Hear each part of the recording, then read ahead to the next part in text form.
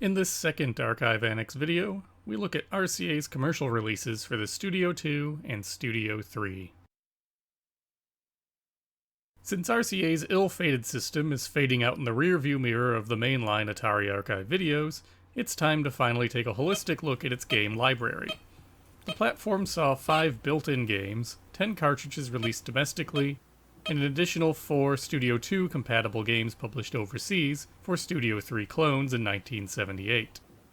Taken together, these run the gamut of popular late 1970s game genres, from primitive sports games and mental puzzlers to card games and arcade-style action. There are also a few unique games published on the Japanese Studio II clone COM 100, but we won't be looking at those. There's just no real information on where they came from English language sources, and for the most part, they haven't even been dumped. The earliest games in this library were programmed by Joe Weisbecker, the engineer whose prototype home computer Fred would eventually lead to the Studio II itself, as well as Phil Baltzer, who was brought in to work as a kind of liaison from Weisbecker and the Fred team to the rest of the David Sarnoff research labs, and ended up getting really interested in the project itself. They would be joined later with games from specially hired software developers Andy Modla and Hoytson van der Waal. Joe's daughter Joyce Weisbecker also wrote a few games and sold them to RCA as a contractor. As I already mentioned, the Studio II shipped with 5 resident games built into the console itself. In an era where the vast majority of home game systems were dedicated machines that had their games already built in, this was a smart approach, though one that may have inadvertently de-emphasized the expandability via cartridge games. In any case, these games were all seemingly written by Joe Weisbecker himself. The first, Doodle, is just a drawing program where you use the keypads to move a cursor around, draw on the screen, or reverse the image. It also plays into the second program, Patterns, where you program in a simple design using the keypads and let the console go wild drawing it over and over again. Neither are particularly interesting today, but they are early examples of video art programs. Practically every other game console in their day had some version of these as developers, and consumers figured out what exactly they wanted out of their game machines. A drawing program could allow these companies to claim that their machines promoted creative pursuits, and in these you see the same germ of an idea that would give rise to something like Mario Paint nearly 20 years later. The third resident game is Bowling, the culmination of a series of bowling games Weisbecker designed for the Fred computer and the unreleased Fredotronic arcade platform. 2 players compete in 10 frames of bowling, where the ball will move up and down the alley until the player pushes the 2, 5, or 8 button to send it down the lane in one of 3 directions. The top score possible is 200, as spares are only worth 15 points and strikes 20, with no multiplying factors. Oddly, his daughter Joyce noted that her father did not actually care for bowling. Instead, he developed this and its preceding takes on bowling because he recognized it was an incredibly popular game in the 1970s and would thus be of interest to consumers. As one of the earliest bowling programs ever made, it is awfully simplistic, and the scoring doesn't quite match up with the official bowling rules, but Weisbecker crafted a fun game here, and it's among the standouts on the system. Freeway, the fourth game, simply has a car driving up the screen while dodging computer-controlled vehicles. After 2 minutes, the player is scored based on their average speed and how far they travel. Crashing into another car will bring you to a halt and force you to get back up to speed. It's another very simple game in the vein of an arcade title like Midway's Wheels, and while the perspective has shifted for it, Atari's Night Driver conversion for the VCS has a very similar approach for scoring. The final resident game is Addition, a simple 2-player adding game. Known internally as Some Fun, the players must try to add all the digits together and type in the correct answer on the number pad before their opponent does. The faster you answer, the more points you get. After 20 numbers, the game is over and the players' final scores are revealed. This game was described in an internal demonstration as a game of addition and figure dexterity combined. In all, these 5 games played to the system's strengths. The Studio II is not built for the relatively fast-paced games that dominated arcades, but the keypads are suitable for programs that focus more on mental agility or deliberate action. Weisbecker would remake all of these games but Addition in color for the Studio III's resident games, and these colorized versions saw release in the system's overseas clones. During the aforementioned internal demonstration of the Studio II, these 5 games were described as having something for everybody: an action game, a sports game, a game of wits, and an electronic blackboard for the kids. While I can't say for sure, it is likely that Weisbecker also wrote the games on the Space War cartridge sold at the system's launch in February. The game holds a number of similarities to another one written by Weisbecker for the Fred prototypes, where rockets are launched with the intention of hitting passing UFOs, and the sprite art is consistent with his style, according to his daughter. Even if he isn't responsible for actually writing this game, he at least inspired it. Space War isn't actually a version of the PDP-1 program of the same name. Instead, it's more of a shooting gallery where players must time their shots to catch alien ships in the first game type, and direct their rockets into their targets in the second. It's a fine action game for its time, and parallels the shooting gallery cartridge that the competing Channel F launched with the previous November, as well as Rocket Patrol for the MP-1000 that shipped the following year. But the speed at which home video games developed and became more complex render this title archaic even a few scant years later. Baltzer's lone entry into the Studio II library is Fun with Numbers, a take on the ancient Bulls and Cows logic puzzle game discussed in the Atari Archive Codebreaker video that was a popular fit for computer systems in the 1970s. The player has to try and deduce a secret number using indicators on screen that tell them how many correct numbers they have, and how many are right but in the wrong place. This also features a two-player mode, where players take turns guessing the number their opponent has selected using the same rule set. Finally, there is a mode to align a 9-digit number into straight numeric sequence in as few moves as possible. It's actually a pretty cool cart if you like brain teasers, and it qualifies as arguably the first puzzle game on a home console. The final launch title for the Studio II was TV Schoolhouse, written by Joyce Weisbecker, making it the first commercially released game by a woman. This is essentially a quiz program that comes with a few different Q&A booklets. You pick a topic, input that into the program, and it will display a series of letters indicating which question on the page you have to answer. You then choose your answer from a multiple-choice list using the keypad. Joyce Weisbecker explained that she actually had nothing to do with the actual quiz questions.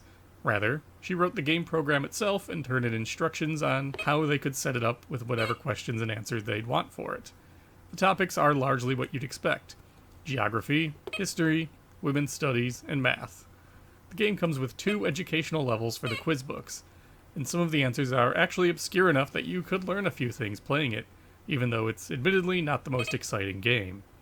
As to who wrote the questions, and therefore should be co-credited for this title, that remains a mystery as of this recording.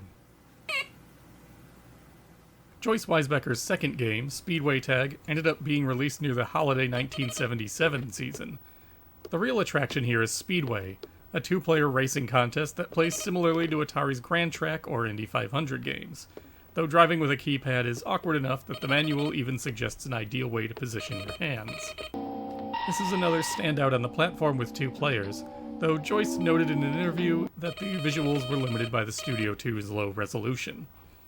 There was enough memory on the cartridge left to add a simple tag game, where players alternate between being it every few seconds and try to catch one another.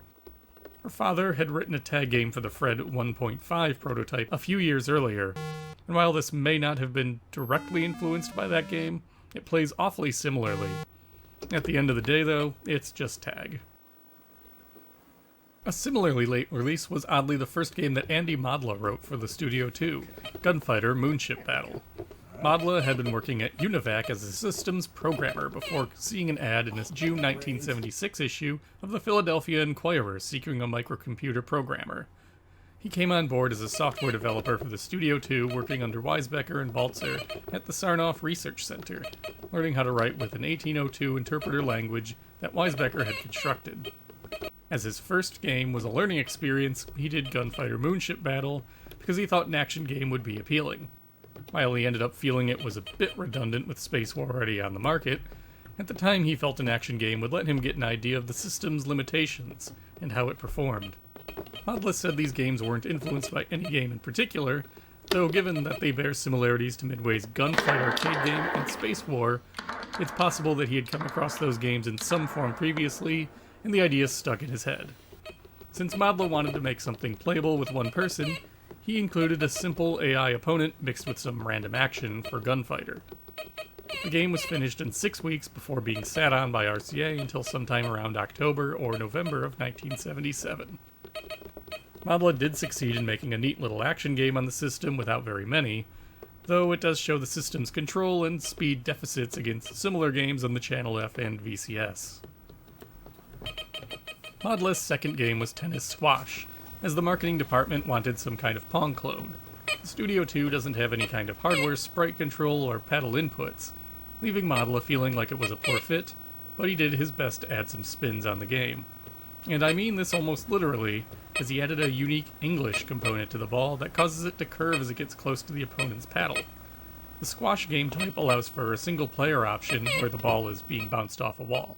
Modla said the space constraints in the cartridge forced him to refactor the game a fair amount to fit in 4K, and he had to limit what he could do for variations and features. It's a decent take on Pong, but Pong with digital buttons instead of a paddle loses some of the difficulty and skill. The English on the ball helps make up for this, but it doesn't entirely succeed.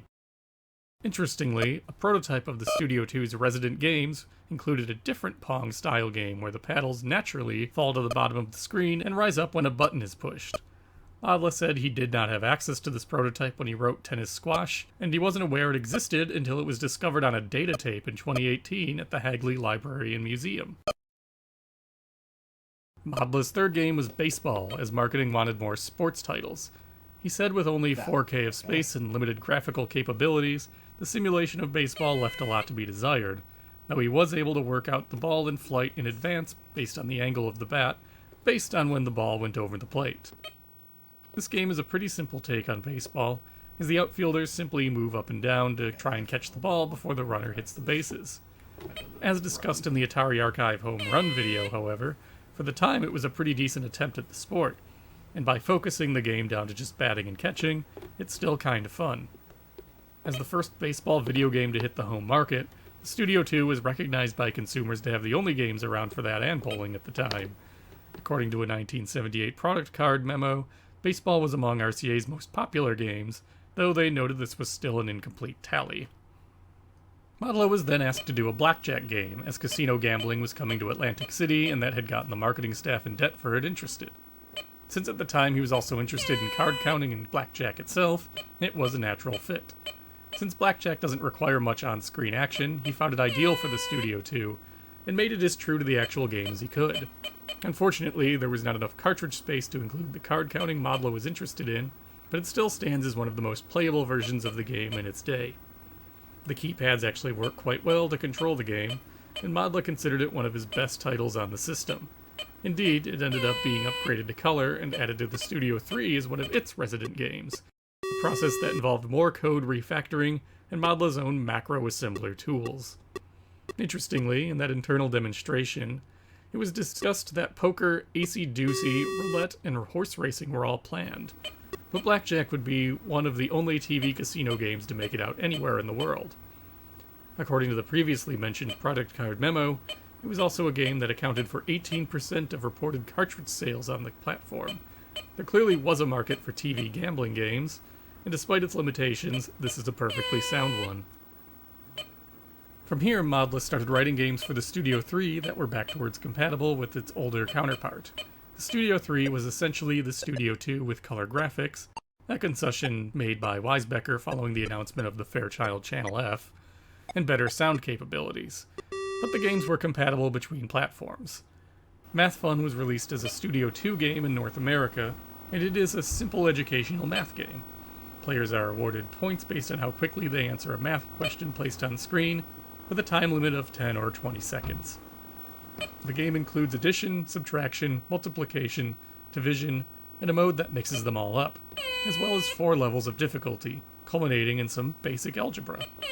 It's a math game, so it's not terribly exciting, but of all these educational math games that companies were creating for their home consoles, it's probably among the best thanks to the keypad. This also leaves it a bit forgettable though. Even Modla forgot he had written it until he had double-checked his resume. Modla was then asked to write Bingo by Dick Rainboth of the marketing department in Deptford. Bingo is less a game and more of a program that calls number combinations randomly. It comes with physical bingo cards and chips, and once a bingo has been made on one of them, the player then enters in what squares they have to get a jaunty fanfare, or at least a fanfare on a Studio 3. Rainboth was involved in the direction and provided feedback on how the game played to Modla, but it is unclear whether or not Bingo ever actually came out in North America. At least 2 copies are still known to exist, though it is unclear if these were marketing samples or copies sold specifically in RCA family stores or only to staff. Bingo appears in no advertising and wasn't reported to have been produced in the same facilities as all the other games, so its provenance remains a mystery. It did get a wide release overseas with the Studio 3 clone consoles, so an American or Canadian can always just import a copy if they really want to play it. It's not particularly interesting other than the story of its non-release, though I guess if you're hard up for a bingo caller, the Studio 3 can work in a pinch. Modla's final game for the Studio 3 is Pinball, an overseas-only release that was completed before the whole studio project was halted in February 1978. Modla considers it a pretty good simulation of a pinball machine, and his best game overall. It's hard to disagree. The game is incredibly colorful on a Studio 3, and the physics are pretty solid. Modla even included the ability to nudge the machine, essentially reversing the ball's direction, which could lead to a tilt if overused. With a likely 1978 release date, Pinball also stands out as among the first home console takes on the genre, and certainly the first for a programmable system. The remaining 3 games written for the Studio 3 come from Hoyts and van der Waal. The first, Biorhythm, came out in the US and isn't really a game so much as a rendition of pseudoscience.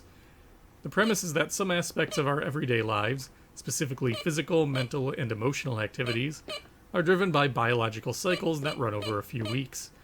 By following a biorhythm model set by your birth date, you can see which days are good for certain activities and which would have greater risk. And so, van der Waal programmed a biorhythm model for the Studio 3 that shows you your biorhythms for each of these activities on whatever date you program in. That's pretty much all there is to it. It's in the same vein as astrology or fortune-telling, but not quite as interesting or as fun as those can be. This was, for what it's worth, the last game to come out in North America for the Studio 2, unless you're counting Bingo. And other than the Bally Professional Arcades rendition, it's the only appearance of Biorhythm on a game console. Van der Waal's final 2 games are exclusively found with overseas Studio 3 clones. The first, Star Wars, is an unlicensed game based on the 1977 movie. With a cockpit view, the player is trying to line up a TIE fighter in their sights so that it gets automatically blown up. The TIE will be trying to get off screen, at which point the perspective shifts to its cockpit, and the X-Wing pilot has to try and escape. The game features 2 difficulty levels, with the second one being particularly tricky, as well as the 2-player mode. There's not much to the game, but the novelty of playing a Star Wars game on the Studio 2 does add some charm. Van der Waal's other game is Concentration Match, a simple Match 2 game. What makes this game work is that each key represents a card on screen, so flipping them is as simple as just pushing the corresponding buttons. Players are supposed to alternate turns, though there's no way for the game to really enforce this. None of the concentration-style games from this era of console gaming are particularly interesting, but the RCA version is perfectly serviceable and works pretty well with the keypads. So that covers all of the released games for the Studio 2 and 3, but what was in the works and didn't make it out? Modla had been developing a TV typewriter ticker tape program that allows the user to type something that would scroll across the screen, but that was never released for the Studio 3. A version for the Chip 8 programming language used for RCA's Cosmac VIP does exist, however. The Hagley library also holds 2 development documents for 2 more Studio 3 games, Soccer and Blackout.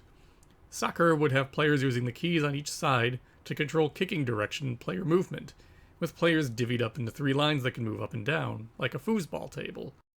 Meanwhile, Blackout seems to be a version of Gremlin's Blockade arcade game that's spread to several other home consoles, under such titles as Atari Surround or Bally's Checkmate. Or if you want to stay RCA inclusive, it's similar to the unreleased arcade game Mines. Each player controls a square that leaves a path behind it with the goal of trapping their opponent and forcing them to crash. Blackout seems to have gotten made for the VIP in the Chip 8 language, but it doesn't look like Soccer had any such luck. And even beyond the Studio 3, Modla had said that he was in the design and planning stages for 2 Studio 4 games, an enhanced version of Concentration Match, and another called Helicopter Gunship. These were also candidates for games to be made for the Cosmac VIP2 computer, but that was also shelved before it could reach the market, or for the games to be written. During the internal Studio II demonstration, a staffer from marketing mentioned a few other games being proposed, including a haunted house title and a few more versions of Space War. No details have turned up on any of these beyond some early Fred programs, however. And while it's not a game, there was a proof of concept expansion cart designed for the Studio II by Jack Wright, an engineer who, along with Tom Chen, designed the test cartridge for the console.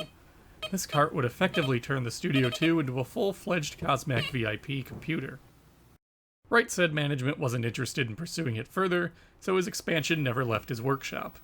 Technically, it's unclear how this would have worked, and with Wright not remembering the design details or having any items from his design, it's likely this will remain a mystery.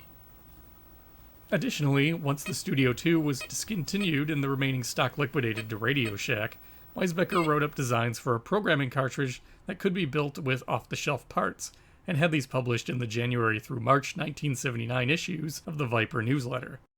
This programming cart would use the keypads for character entry, in a similar vein as similar carts for the Atari VCS and Bally Professional Arcade, albeit instead of BASIC, you're working with hex and machine code.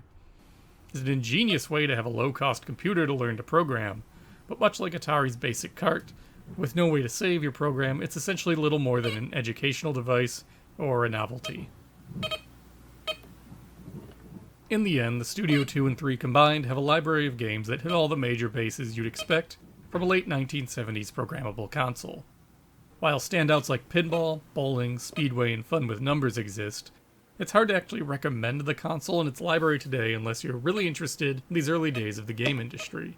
It just didn't survive long enough or get the kind of corporate support it needed for developers to start doing inventive things with the hardware. But it really doesn't deserve the reputation it has as a terrible platform. It's the product of a specific era of game development and, as a pioneer, existed with very few examples of what a game console should look like or include in its design. It may be little more than a curiosity today, but it's a fascinating one nonetheless.